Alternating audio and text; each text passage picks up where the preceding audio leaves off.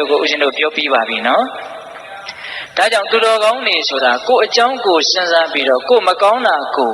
မှန်ကြည့်ပြီးတော့အလှပြင်းတဲ့လူလင်မျိုးလုံမပြိုလို့မတင့်နေတာတွေမတတ်ရတာတွေကိုအမြန်ပဲဖယ်ရှားဖြစ်တဲ့အလိရှိတယ်လို့ဒါလေးကိုသဘောပေါက်ပြီးတော့ကိုယ်မကောင်းတာကိုကိုယ်ဖယ်ရှားဖို့ကြိုးစားရမယ်ဟုတ်ရဲ့လား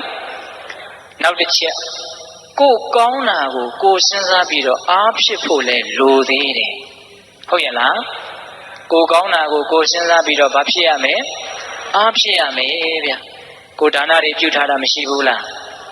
ပြန်တွေးပြီးဆိုရင်ဘာဖြစ်လဲဝမ်းသာတယ်စာကာနုတ္တိဘာဝနာကိုဖြစ်တာဒါနနဲ့ဘာဝနာနဲ့ဘယ်ဟာကမြတ်လဲဒါနနဲ့ဘာဝနာနဲ့ဘယ်ဟာကမြတ်လဲဘာဝနာကမြတ်တယ်လှုပ်တုံးကဒါနလှုပ်တယ်ပြန်စဉ်းစားတော့ဘာဝနာကိုဖြစ်တယ်စာကနုတ္တိဘာဝနာကိုဖြစ်တယ်အရင်နဲ့အမျက်ကအတိုးကပိုကြီးနေတဲ့အဓိပ္ပာယ်ဟုတ်လားကိုယ့်ရဲ့သီလကိုကိုပြန်စဉ်းစားရင်ဘာဖြစ်လဲသီလနုတ္တိဖြစ်တယ်ဘာဝနာကိုဖြစ်တယ်ကိုကောင်းတာကိုကိုသိရတာဟာအင်မတန်ကြီးကျယ်တဲ့အမျက်ကိုရတယ်လို့ပြောချင်တာဟုတ်လားဒါကြောင့်ကိုဒါနကိုကိုစဉ်းစားရမယ်ကိုရဲ့စွန့်လွတ်နိုင်စွမ်းအားပေါ့နော်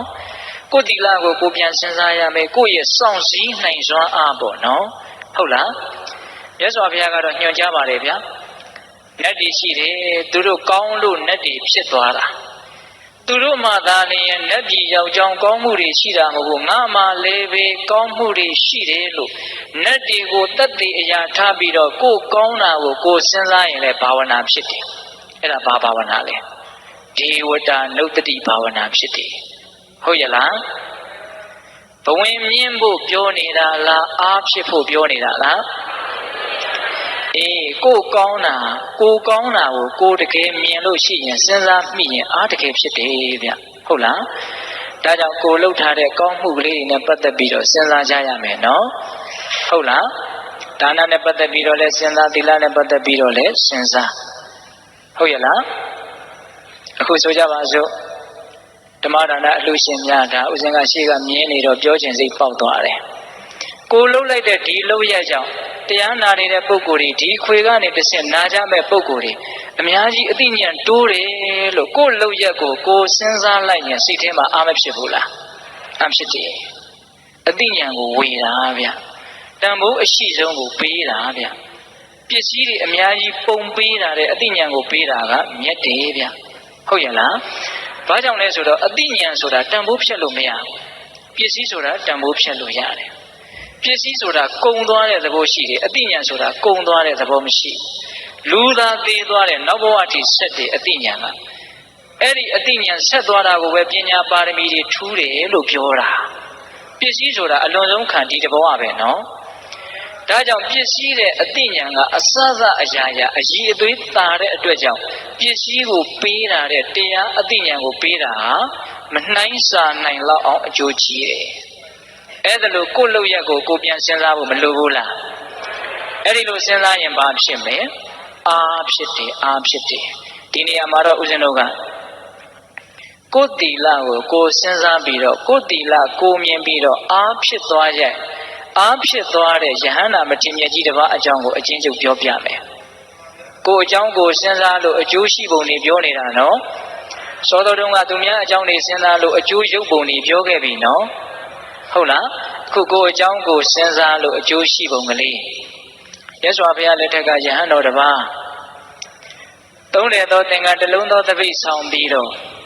တရားနှလုံးကျင့်သုံးမယ်ဆိုပြီးတော့နေရာရှာတာတောဆက်တနေရာရွာနဲ့မနီးမဝေးမှာဂူကြီးတစ်လုံးတွေ့တယ်အဲ့ဒါနဲ့အဲ့ဒီဂူကြီးတဲကိုဝင်ကြည့်တော့ဟာဟန်ရလိုက်တာလေလုံမိုးလုံဈဉ္ဉံလျှောက်ဖို့လည်းသိကောင်းတာပဲဆိုပြီးတော့ယဟန်တော်ကအဲ့ဒီဂူထဲမှာနေမယ်ဆိုပြီးတော့နေရာယူတယ်အဲ့ဒါနေလိုက်တော့ဝမ်းမြောက်ဝမ်းသာပဲတရပြီးတရပီတိတွေဖြစ်လို့ဒါပေမဲ့ဝမ်းမသာနိုင်တဲ့တယောက်ရှိတယ်အဲ့ဒါကဘာလဲဆိုတော့အဲ့ဒီဂူကိုစောင့်တဲ့ဂူစောင့်နတ်သမီးကဝမ်းမသာဘူးအစကတော့သူကဒီယဟန်တော်ကတရက်နှစ်ရက်နေမှနဲ့တူပါရဲ့ဆိုပြီးတော့သားလေးသမီးလေးလက်ဆိုတော်တဲ့တစ်ပင်မှာနေတာယဟန်တော်ပြန်မဲ့အချိန်ကိုစောင့်နေတာ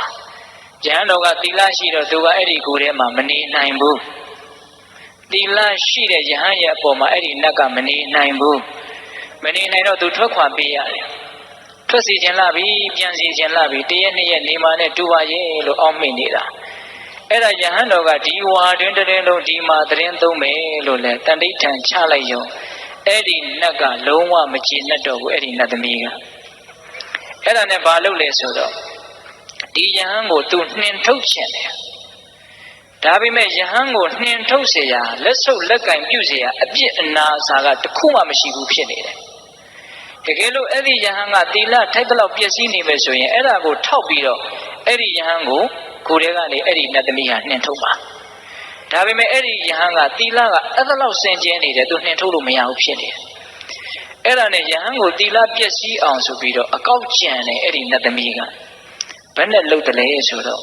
အဲ့ဒီယဟန်ဆွမ်းခံတဲ့အိမ်ကကလေးတယောက်ကိုဝင်ပူးတယ်အဲ့ဒီနတ်သမီးကဝင်ပူးတော့ဝါဝါအဲ့ဒါလိုပူးပြီးတော့ရှောက်ပြောနေတော့တခါကြီးတခါမကြီးများကဟာဘာဖြစ်လဲမသိဘူးအဲ့ဒီမှာပူးနေတဲ့အဲ့ဒီနတ်ကပြောတယ်တင်တို့ဆွန်းလောင်းနေတဲ့ကိုယ်ထဲမှာတရင်သုံးတဲ့ယဟန်တော်ကြီးကရှိန်ကိုလေးနည်းနည်းလောက်တောင်းပြီးတော့ကျွေးလိုက်ရင်ငါထွက်သွားမယ်အဲ့ဒါဆိုယောဂပြောက်ဟာကျုပ်တို့ကိုယ်ဝယ်တဲ့ဘုန်းကြီးကရှေးကူတဲ့ဘုန်းကြီးမဟုတ်ဘူးဒါကြောင့်မို့လို့ရှိန်ကိုလေးရှိမှာမဟုတ်ရှိန်ကိုမရှိရင်လွယ်ကြိုလေးနည်းနည်းလောက်သွားတောင်းကြည့်ဘုန်းကြီးဆိုတာဆေးမကူကောင်းဘူးလေဘုန်းကြီးကိုဆေးဆရာဖြစ်အောင်လုပ်ပြီးတော့သီလပျက်စီးအောင်အကောက်ကျန်းနေတာအဲ့ဒီနတ်သမီးကအဲ့ဒီလိုပြောတဲ့အခါကျတော့အဲ့ဒီပူးနေတဲ့နတ်သမီးကဘာဆက်ပြောတော့ဆိုတော့အဲ့ဒါလို့ဆိုရင်မြတ်ဖန်ကအဲ့ဒီယဟန်တော်ဆွမ်းခံကြွလာတဲ့အခါခြေစည်းရည်ပြင်မှာခြေစည်းပြီးတော့အဲ့ဒီခြေစည်းရည်ကိုခွက်နဲ့ခံပြီးတော့တင့်ရဲ့သားရဲ့ခေါင်းကိုလောင်းမယ်ဆိုရင်ယောဂပျောက်စီရမယ်သူဖန်ဆားထားတဲ့ယောဂပေါ့ဗျာအဲ့ဒီလိုပြောတော့တခါကြီးတခါမကြီးများအဲ့ဒါလောက်တော့ဖြစ်ပါတယ်ဆိုပြီးတော့နောက်နေ့ယဟန်တော်ကြွလာတော့အဲ့ဒီလိုပြောတော့နတ်ကခွာသွားရောပေါ့ဟုတ်လားနောက်နေ့ယဟန်တော်ကြွလာတော့အဲ့ဒီယဟန်တော်ရဲ့ခြေတော်အစုံကိုရေဆေးပြီးတော့အောက်ကခြေသေးရေခံထားတယ်ခံထားပြီးတော့သူ့သားရဲ့ခေါင်းကိုလောင်းပေးတယ်ယဟန်တော်ကတော့ဘာလို့လုံမန်းတောင်မသိပါဘူးခြေသေးယူတော့ယူသွားပေါ့သူဘာမှမသိပဲကိုဟုတ်လားအဲ့ဒါနဲ့ဆုံးခံဆုံးဖုံးပေးပြီးတော့သူ့ကူထဲကိုပြန်ကြွလာတော့ဂူဘဝမှာအဲ့ဒီနတ်သမီးကခက်တီတီရက်ပြီးတော့လက်ညှိုးငေါက်တောက်ထိုးတယ်တဲ့ယဟန်တော်နှုတ်ကလည်းမြွက်ပြီးတော့ပြောတယ်တဲ့ဘယ်လိုပြောလဲဆိုတော့ဆေးဆရာကြီးဂူထဲကိုမလာခဲ့ပါနဲ့လို့အဲ့ဒါလိုပြောတယ်တဲ့အဲ့ဒီတော့အဲ့ဒီယဟန်တော်ကစဉ်းစားတယ်ငါလည်းဘယ်သူမှဆေးမကုရပါဘူးသင်ဘာတွေပြောနေတာတော့သင်ဘာဆေးမကုရမလဲနော်သင်ရဲ့ခြေစည်းရည်ပေးပြီးတော့သင်ဆေးကုခဲ့တာမဟုတ်လားယောဂပြောက်အောင်သင်လုပ်ခဲ့တာမဟုတ်လားအဲ့ဒီတော့ယဟန်တော်ကစဉ်းစားတယ်ဘာလဲဒီနတ်ငါလည်းဆေးမကုပဲနဲ့ငါ့ကိုဆေးကုအောင်သူကဖန်ဆားပြီးတော့ခြေစည်းရည်ပေးစီပြီးတော့ငါ့ကိုဆေးဆရာဖြစ်အောင်လုပ်တာကိုသဘောပေါက်သွားတယ်အဲ့ဒါနဲ့သူကစဉ်းစားတယ်ဆက်ပြီးတော့သူ့အကြောင်းသူစဉ်းစားတယ်ငါဟာနတ်တစ်ပါးကတောင်မှအပြစ်ရှာလို့မရအောင်စင်ကြယ်တဲ့ငါပါလားငါကိုအပြစ်ရှိအောင်ကြံဖန်ပြီးတော့သူလုပ်ရတယ်အဲ့ဒါနဲ့သူဆက်ပြီးတော့ဇက်တိုက်ကြီးဆက်ပြီးတော့စဉ်းစားတယ်ငါသိမ်ဝင်ပြီးတော့ယဟန်ဖြစ်တဲ့အချိန်ကစပြီးတော့ငါပဲသိက္ခာပုဒ်မှာစေတနာနဲ့တကွလွန်ကျူးခဲ့တာမရှိဘူးငါသီလသိစင်ကြယ်တာပဲပီတိတွေဖြစ်လာပြီနော်ပိဿရဲ့သူ့ရဲ့ကောင်းတဲ့အချက်ကိုသူစဉ်းစားမိသွားပြီနော်အဲ့ဒါဆက်ပြီးတော့စဉ်းစားရင်းနဲ့ပီတိတွေကတိတ်ပြီးတော့ဖြစ်လာတော့အေးချမ်းမှုဆိုတဲ့ပတ္တိကိုကူးသွားတယ်ကိုယ့်ရဲ့သီလပြည့်စုံတာကိုစဉ်းစားမိတော့ပီတိဖြစ်တယ်ပီတိကနေပတ္တိဖြစ်တယ်ကွင်းဆက်မပြတ်စေနဲ့နော်လေးနဲ့တာလေးဆက်ပြောတော့မှာဟုတ်လားပတ္တိဖြစ်လာတော့ငြိမ်းအေးလာတော့ဘာဖြစ်တုံဆိုတော့ဒုက္ခချမ်းသာလာတယ်ပီတိဖြစ်တော့ပတ္တိဖြစ်တယ်ပတ္တိဖြစ်တော့ဒုက္ခဖြစ်တယ်ချမ်းသာလာတော့တည်ငြိမ်လာတယ်ဒုက္ခဖြစ်ရင်တမာတိဖြစ်တယ်တမာတိဆိုတာချမ်းသာမှဖြစ်တာဗျစိတ်ချမ်းသာလာမှတည်ငြိမ်တာစိတ်ဆင်းရဲနေဘယ်တည်ငြိမ်ပါလဲရောက်ရက်ခတ်နေပြီဟုတ်လားတည်ငြိမ်လာပြီတမာတိဖြစ်လာပြီဆိုတော့ယထာဘုဒ္ဓဟုတ်သည့်အတိုင်းမှန်သည့်အတိုင်းမြင်လာတယ်စိတ်ကငြိမ်မှမှန်တာကိုမှန်တဲ့အတိုင်းမြင်တာဟုတ်လား အဲ့ဒီယထာဘုဒ္ဓဟုတ်ဒီတိုင်းမှန်ဒီတိုင်းမြင်တော့ဩဘဝဆိုတာတကယ်စင်စစ်ဆင်းရဲတွေတိဆောက်ထားတာကိုလို့အမှန်တိုင်းမြင်တဲ့အတွက်ကြောင့်ညီးငွေလာတယ်တဲ့ဆိုလိုတာကဉာဏ်တစ်ဆင့်တက်သွားတယ်အမှန်မြင်ပြီးတော့ညီးငွေသွားတာအမှန်မြင်တော့ညီးငွေစရာကြီးလို့တိလို့ညီးငွေစရာမို့လို့ညီးငွေသွားတာတရားကသူ့ကိုညီးငွေအောင်လှုပ်လိုက်တာမဟုတ်ဘူးဟုတ်လားကိုယ့်ရဲ့အသိဉာဏ်ကညီးငွေစရာကြီးလို့တိလို့ညီးငွေသွားတာဟုတ်ရဲ့လားအဲ့ဒီညီးငွေရာကနေပြီးတော့ဘာဖြစ်တော့နိဗ္ဗိဒဉာဏ်ကနေတတ်မဲ့မှုကင်းတဲ့မဲ့ဉာဏ်တဲ့ဖြစ်သွားတာမဲ့ဉာဏ်ကနေတဖန်ငြိမ်းအေးတဲ့ဖိုလ်ဉာဏ်ဖိုလ်ဉာဏ်ကနေကိုယ့်ရဲ့ကိလေသာပယ်ပုံတွေကိုပြန်ပြီးတော့စဉ်းစားဆင်ခြင်တဲ့ပိဿဝေခဏဉာဏ်ဉာဏ်လေးအစဉ်စဉ်တက်ပြီးတော့အဲ့ဒီယဟန်တော်ဒီယဟန္တာဖြစ်သွားတယ်ဟုတ်လားကိုကောင်းတာကိုကိုမြင်ပြီးတော့အားတွေအစဉ်စဉ်တက်ပြီးတော့အည်အသွေးတွေအစဉ်စဉ်မြင့်မသွားဘူးလားမြင့်သွားတယ်ဒါကြောင့်ဒါနပြုပြီးရင်စဉ်းစားသီလဆောက်တည်ပြီးရင်စဉ်းစားဟာကောင်းတာလေးတွေလုပ်ရနေတယ်အရာတော်တယ်အဲ့ဒီလိုစဉ်းစားတော့သေချာပေါက်စိတ်ချမ်းသာလိမ့်မယ်အဲ့ဒီစိတ်ချမ်းသာမှုတွေထက်ချီတလဲလဲဖြစ်ပြီးဆိုလို့ရှိရင်တည်ငြိမ်မှုတွေဖြစ်ပြီးတော့ဉာဏ်လေးဟာတဖြည်းဖြည်းနဲ့ရှင်းလာလိမ့်မယ်ဒါမြတ်စွာဘုရားအင်္ဂုတ္တပါဠိတော်မှာအာကင်ခေယသုတ်တံဆိုပြီးတော့ဟောထားတာရှိတယ်သီလပြည့်စုံရင်အစဉ်စဉ်ဉာဏ်လေးအလိုလိုတက်သွားတဲ့အကြောင်းဘာတွေဖြစ်ပါစေလို့ကိုကဆန္ဒပြုရတာမဟုတ်ဘူးတရားသဘောကိုကအလိုလိုဖြစ်သွားတာသဘောပေါက်လားဒါကြောင့်ကိုယ်သီလကိုစဉ်းစားပြီးတော့ကိုကောင်းတာလေးကိုကြည့်ပြီးတော့အားဖြစ်ဖို့ကြိုးစားရတာကလည်းကြိုးစားရကြိုးမနှက်ဘူးလားနှက်တယ်တက်တည်အနေနဲ့အဲ့ဒီယဟန်တော်ကိုဦးဇင်းတို့ထုတ်ပြန်လိုက်ပါတယ်ဟုတ်လားအဲ့ဒီမှာအဲ့ဒီယဟန်တော်ကအဲ့ဒီကူထဲမှာပဲဝါတွင်ကာလတည်င်းသုံးသွားတယ်အဲ့ဒီတော့ဒါကိုအကြောင်းကိုစဉ်းစားရင်းနဲ့မကောင်းတာမြင်လည်းပဲအကျိုးရှိတယ်ကောင်းတာမြင်လည်းပဲအကျိုးရှိတယ်မကောင်းတာမြင်တော့လွတ်အောင်ကြိုးစားတယ်ကောင်းတာမြင်တော့အားရှိတယ်ဘုရားတို့တရားရဲ့နောက်ဆုံးအပိုင်းကိုအကြောင်းကိုစဉ်းစားတာတဲ့အစစ်မြင့်နဲ့ကိုအကြောင်းကို